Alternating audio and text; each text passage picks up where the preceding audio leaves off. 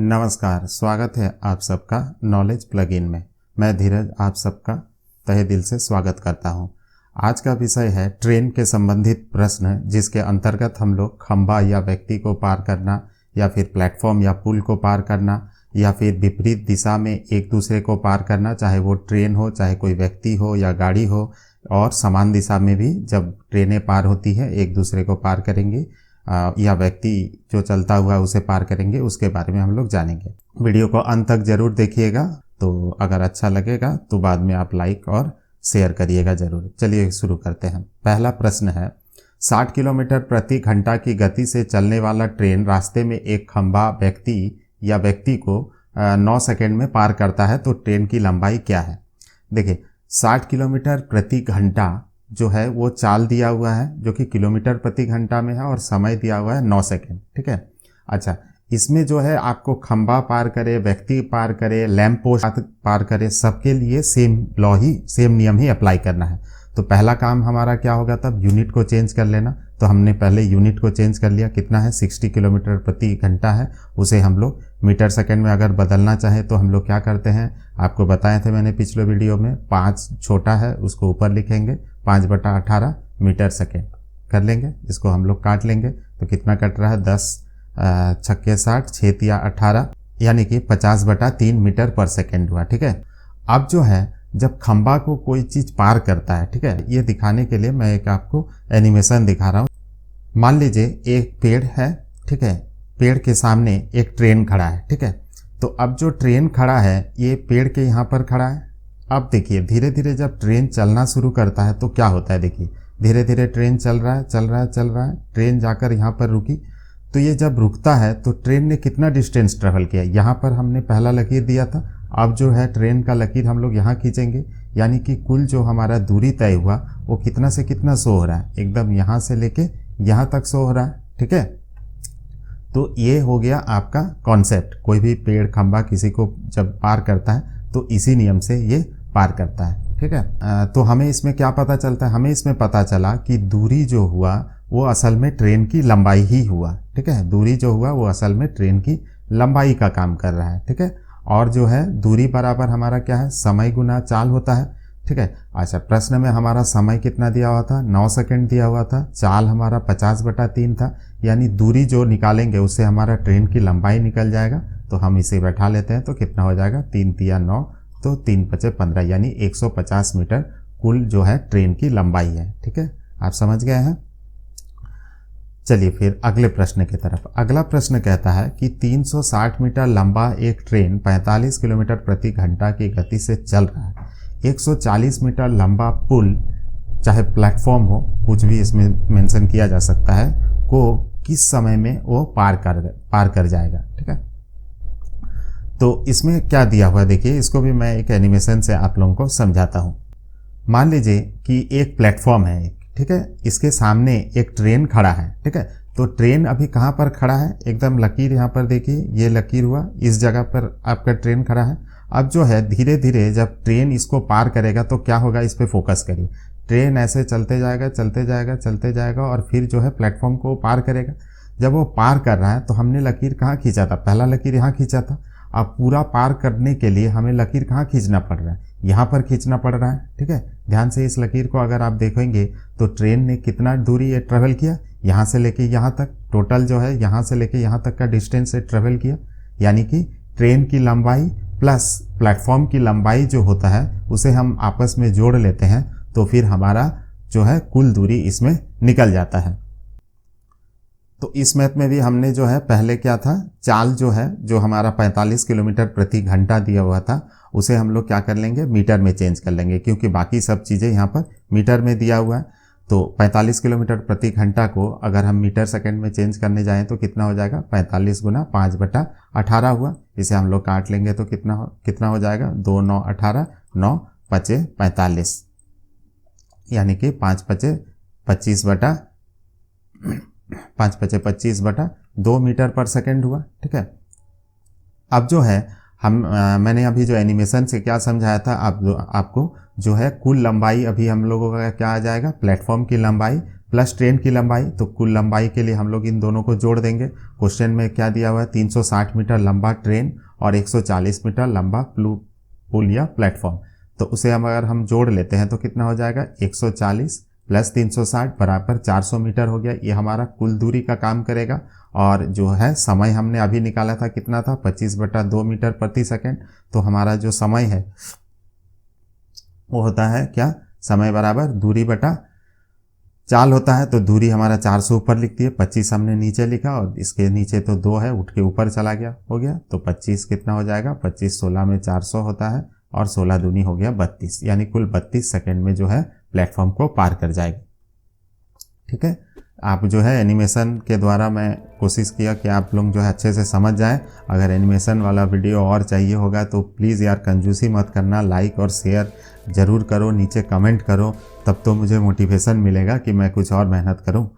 ठीक है, तो अगला प्रश्न की तरफ बढ़ते हैं। अगला प्रश्न है, एक रेलगाड़ी 10 सेकंड में एक खंभा तथा 12 सेकंड में 200 मीटर लंबे प्लेटफॉर्म को पार करती है, तो उस रेलगाड़ी की लंबाई क्या है। ठीक है, तो इस क्वेश्चन को आप अगर ध्यान से पढ़ो तो क्या लिखा हुआ है, देखिए 10 सेकंड में वो खंभा पार करता है और 12 सेकंड में वो प्लेटफॉर्म पार करता है।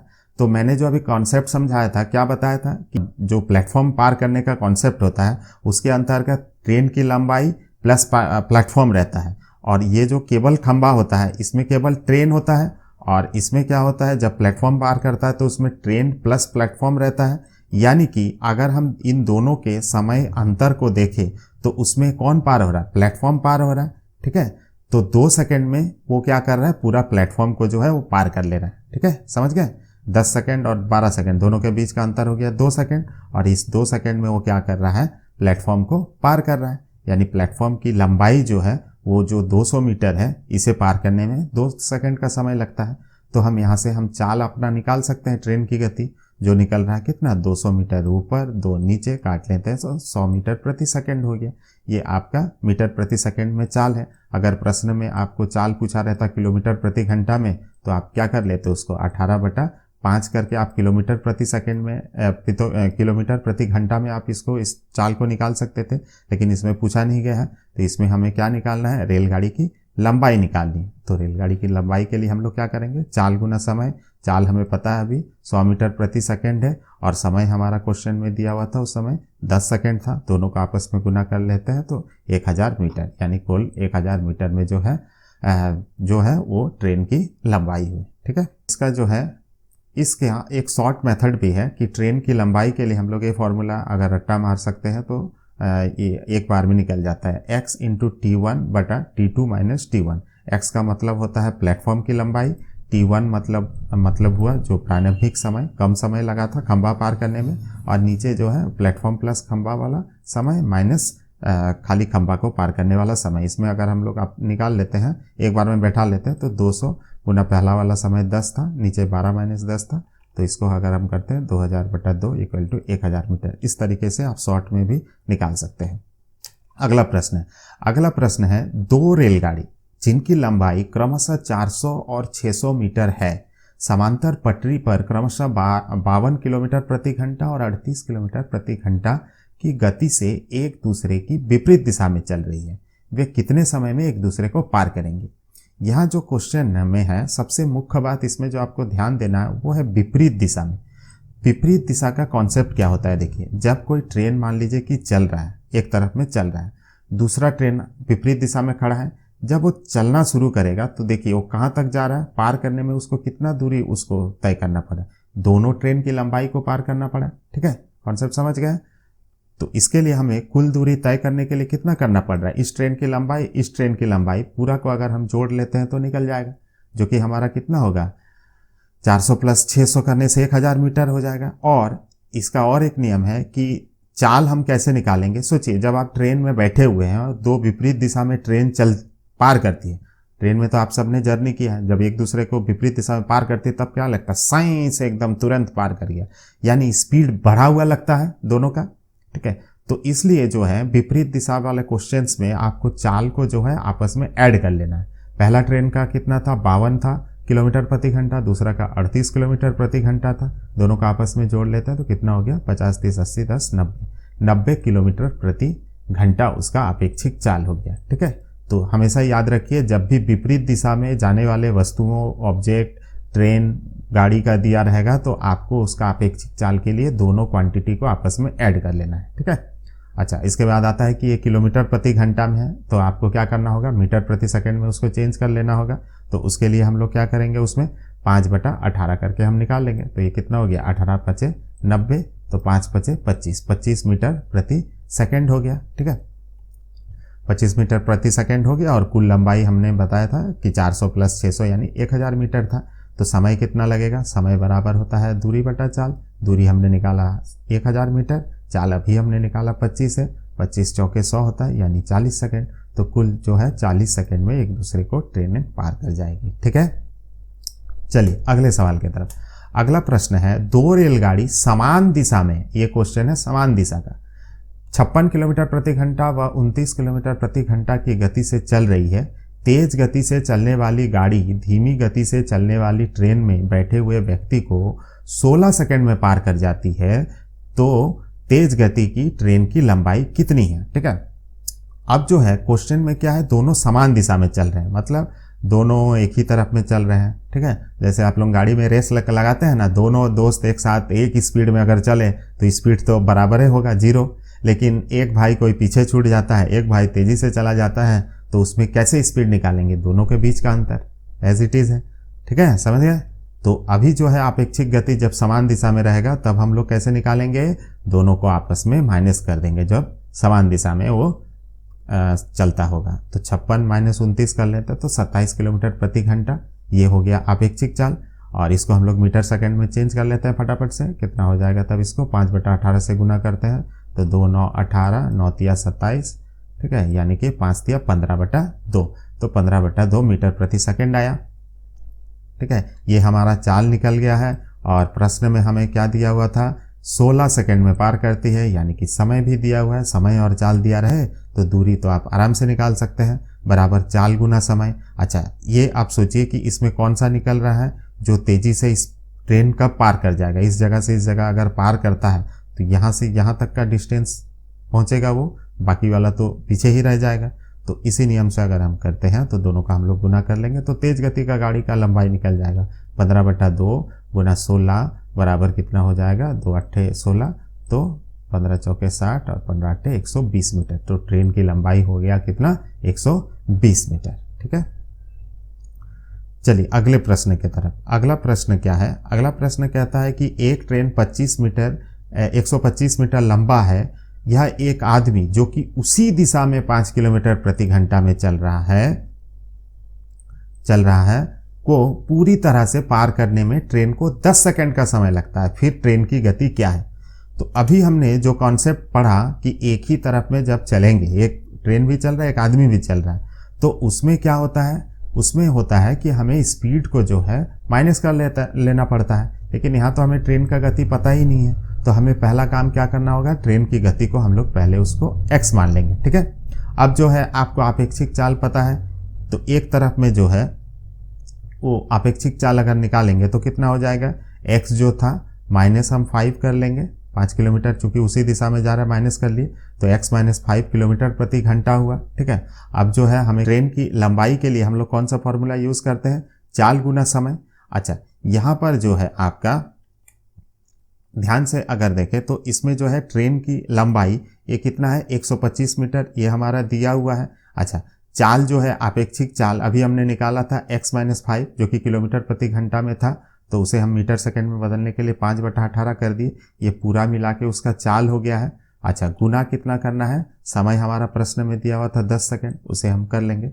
तो इसको अगर हम सॉल्व करेंगे तो यहाँ केवल x ही एकमात्र वेरिएबल है, यानी सॉल्व करने पर x का वैल्यू हमारा निकल जाएगा, यानी कि ट्रेन का चाल निकल जाएगा। तो हम क्या करेंगे, इसमें उसको एक तरफ में ले जाके इसको काट देते हैं। 125 यहाँ पहले से था, 18 यहाँ बाई में था, उधर में जाके वो इंटू हो गया है, और 5 जो था ये 5 और ये 10 जो है ये इधर में आके नीचे चले आए, इसे हम लोग काट देते हैं तो कितना हो जाएगा, 5 × 25 में 125, 5 × 5 = 25, 5 दूना 10 और 2 9 18, तो कितना हो गया, 9 × 5 = 45। तो इस तरह से हमें मिला कि x - 5 = 45 हुआ, यानी कि x बराबर आ गया -5 उधर जाके 50।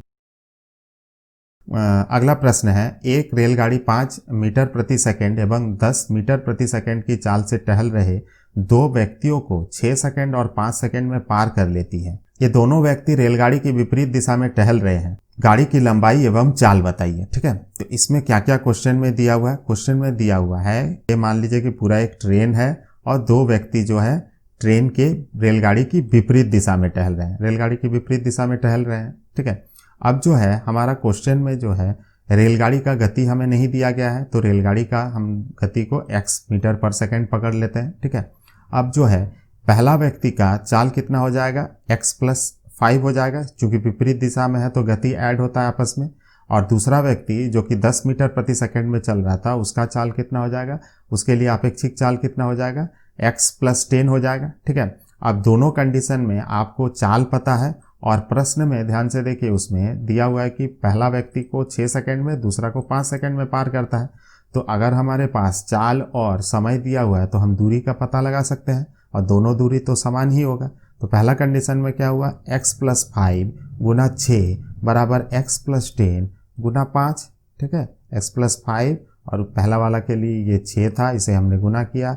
दूसरा वाला x + 10, इसके लिए यहाँ पर 5 था, इससे हमने गुना किया। और दोनों ही कंडीशन में असल में रेल की लंबाई ही निकल रहा है, तो इसीलिए दोनों समान होना है। इसे अगर हम लोग सॉल्व कर लेते हैं तो कितना होगा, 6x इधर क्रिएट हो रहा है, इधर में 5x हुआ, उसको उधर ले जाएंगे 6x - 5x, x आ जाएगा। और ये जो है 10 बचे 50 इधर में था, और माइनस जो है 5 छक्के 30 इधर आ जाएगा, तो माइनस हो गया, तो x = 20 मीटर प्रति सेकंड। तो ये हमारा पहला उत्तर निकल गया, जो रेलगाड़ी का चाल निकालना था। और रेलगाड़ी की लंबाई के लिए हम लोग क्या करेंगे, किसी एक तरफ का इक्वेशन सॉल्व कर लेंगे।